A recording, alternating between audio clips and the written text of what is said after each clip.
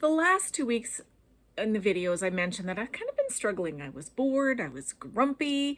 And so after really and truly feeling sorry for myself for a bit, I decided finally to do something about it.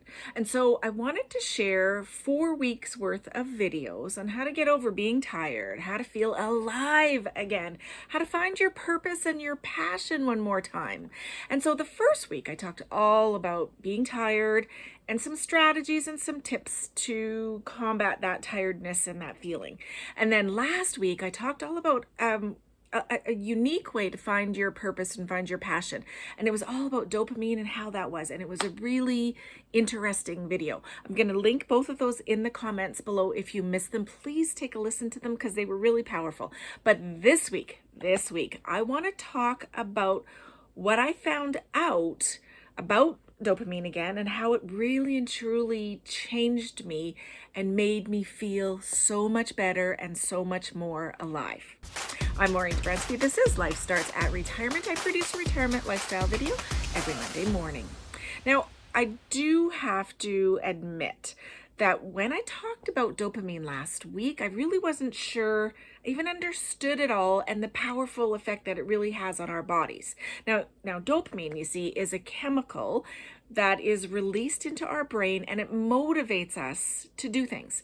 So dopamine is really known as the feel-good hormone. It gives us a sense of pleasure and gives us sort of the motivation to do something when we're not really sure we want to. And then when we do something and it feels good, it gives us a burst of dopamine.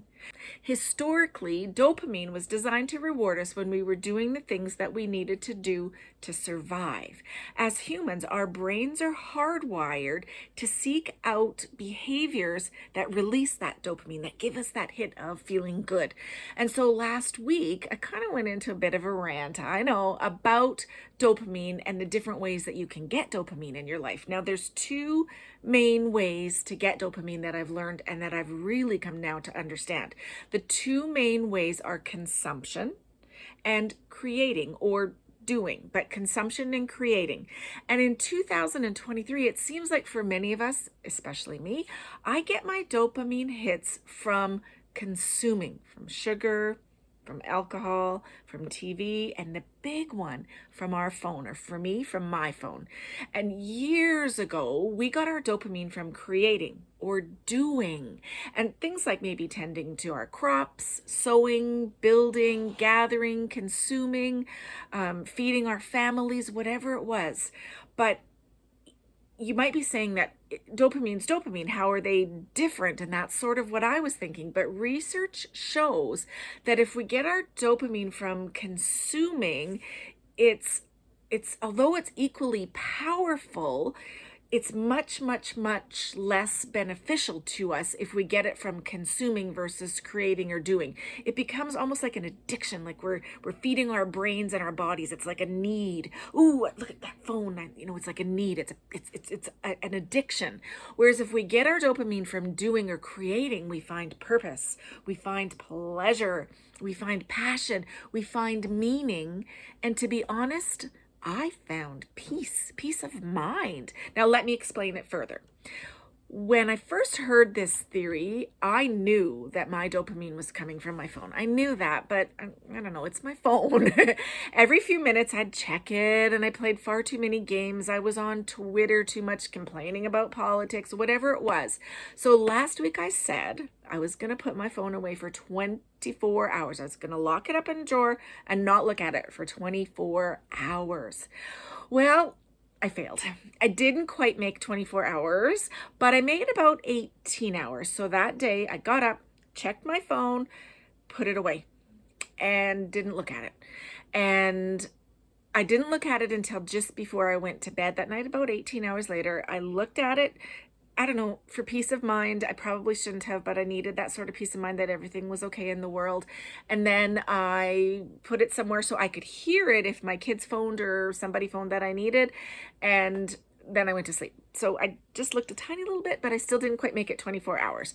But what really amazed me was what I did while the phone was off. It was unbelievable. It was amazing. It was eye-opening. It was wonderful. And it actually, really and truly, it was kind of a mind-blowing experiment.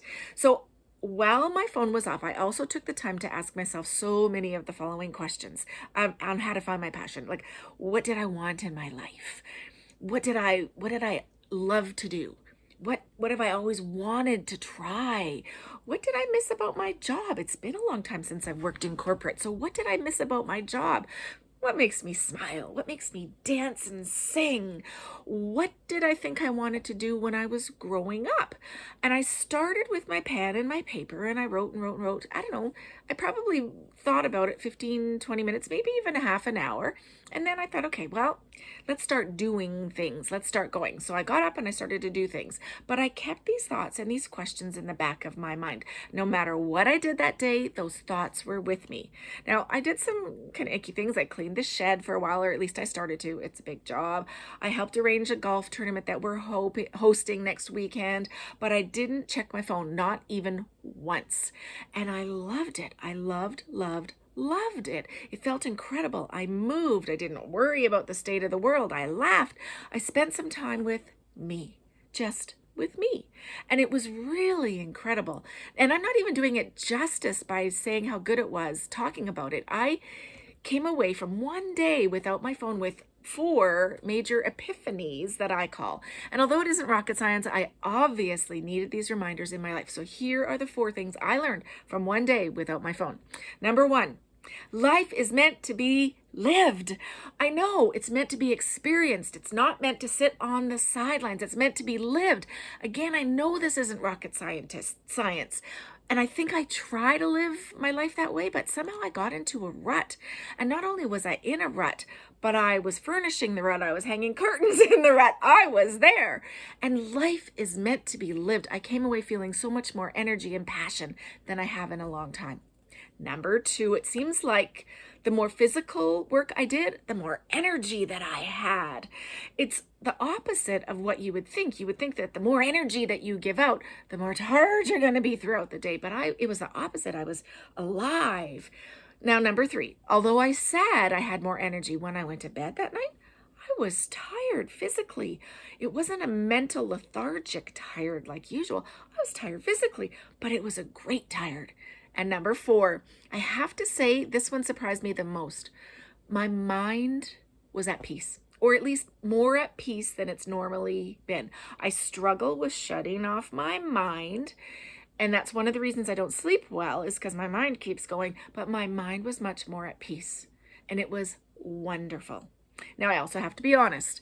I had some withdrawal symptoms as well, especially when I wasn't doing anything. So when I would come back into the trailer and I would sit down, I would automatically reach for my phone. But I didn't grab it, but I knew that's one of my triggers. I learned sitting, doing nothing is one of my triggers. So I had to figure out how to handle that. And then kind of embarrassingly, I realized I take my phone with me into the washroom. So I had to learn how to get over that one as well. But more importantly than learning my triggers, I learned that getting up off the couch, getting off my phone, getting away from social media and the negative influence it has on my life, doing and creating is so amazing. It's almost like I was born again. It was wonderful. So if you haven't tried to go without your consumption dopamine and your phone, I highly, highly, highly encourage it. It was literally life-changing for me. I'm Maureen Dobransky. This is Life Starts at Retirement. Again, I produce a lifestyle video every Monday morning. I would be honored if you would consider subscribing to this channel.